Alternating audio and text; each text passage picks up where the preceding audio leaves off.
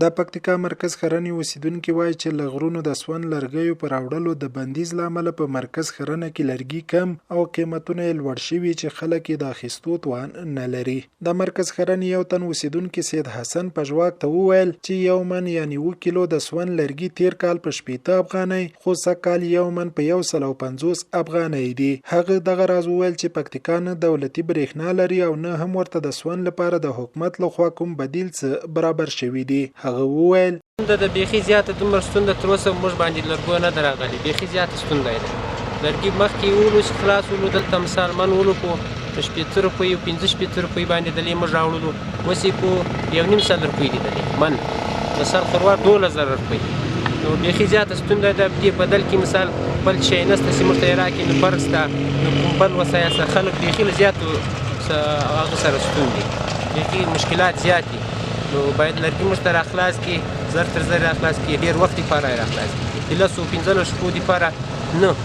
په مرکز ښرنه کې د سون لرګیو یو تن پلورونکي داود هم وویل چې په مرکز ښرنه کې د سون لرګي کم دي او هم یې تیر کال په پرتله قیمتونه لوړ شوي. هغه وویل 6 میاشتې مخکې په غرونو کې د سون لرګي اخیستي خو اوس ورته د راوړلو اجازه نه ورکول کیږي چې له کبله دوی هم له تاوان سره مخ دي. لرګو غټ ستونزې شته، لرګي ما اخیستي دي ورې 6 میاشتې مخکې او بس بند کړي دي. هر څومره خلک چې موږ ته راځي لرګي غواړي او له موږ سره لرګي نشته. 6 کال وس لرګي بند دي چې خلاص و لرګي دلته پیدا کېدلو په 1,000-2,000 کلداري او ښه لرګي پیدا کېدلو.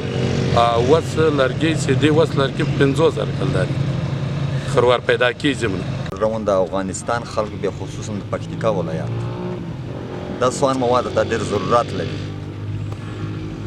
بل خو د میګ د پرم داسې یو چاره د حکومت پوره چې د خلک د یو سکالت یو د ژوند یو شای ورته تور کو لیکا کولا زغال شو ګوز شو بل شش پکتیکا ولایت خو په ولایت په ولایتونو کې ځکه چې هیڅ قسم معبودین نه لري دی وجه کې چې یا پټرول ولري یا ډیزل ولري یا ګیس ولري یا کولا ولري. دا معلومیږي چې پکتیکا ولایت ډېر ضرورت ورته لري د سون مواد ته. بل لرګي بعض وخت کې میخ په خپل د کیم د غرم انتکه خلک چې دي دا میخ لګزون په ګرامه کې بلی د ځکه چې میتوس د شنه ونه ځنګلیات د افغانستان د ټولو افغانستان شتمني ده. باید څه کې کاته نه کو کچا کاته کړي به هغه په خپل جرم ورسوي. د پکتیکا یو شمېر نور اوسیدونکو هم ورته څرګندونې وکړې او له حکومتي مسولینو یې وغوښتل چې د سون لرګیو د خلاصون او یا د سون لپاره د بدیل برابرېدو برخه کې د ورسره مرسته وکړي. په ورته وخت د پکتیکا ولایتي مسولین وایي د سون لرګیو برخه کې د خلکو په وړاندې رامنځته شوي ستونزې ته حل لار لټوي. د مسولینو په وینا د ولایت په کچه یوه کمیټه ټاکلې ترڅو معلومه کړي چې خلک د سون څومره اندازه لرګیو ته اړتیا لري. د پکتیکا مرستیال والي مولوي مخدوم عبدالسلام سعادت پژواک ته وویل چې له مرکزی حکومت سره یې یاد ستونزه شریکه کړي چې خلکو ته بدیل لپاره په ارزانه قیمت د ډبرو سکاره برابر کړي. کمیټه ټاکل شوی د ټول پکتیکا په سطح چې موږ د پکتیکاوالو ضرورتمندي معلومه کړو چې د پکتیکاوالو څونه لرګیو ته ضرورت دي.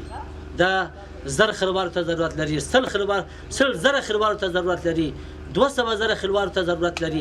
دغه معلومات لپاره آخري مراحلو ته رسیدلی و چې موږ ته د پکتیکاوالو ضرورت معلوم شي.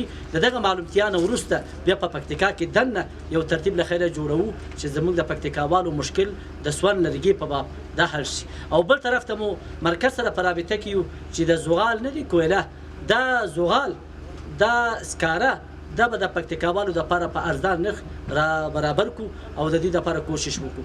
بل طرف ته د ګاونډي مرګ چې کوم لرګي دي د سون لپاره هغه د لپاره به دا کوشش وکړو چې د هغه ګمرکي موضوعات ختم سي او د پکتیکاوالو د لپاره سهولت برابر شي چې د جمعي پکتیکاوالو په رفاه او په ګرم حالت کې. له شاوخوا 2 کلونو راهیسې اوسنی حکومت د ځنګلونو د قطع کېدو مخنیوي لپاره له غرونو په هر ډول لرګیو راوړلو کلک بندیز لګولی. پژواک خبری آژانس د پیښو ریښتینې هنداره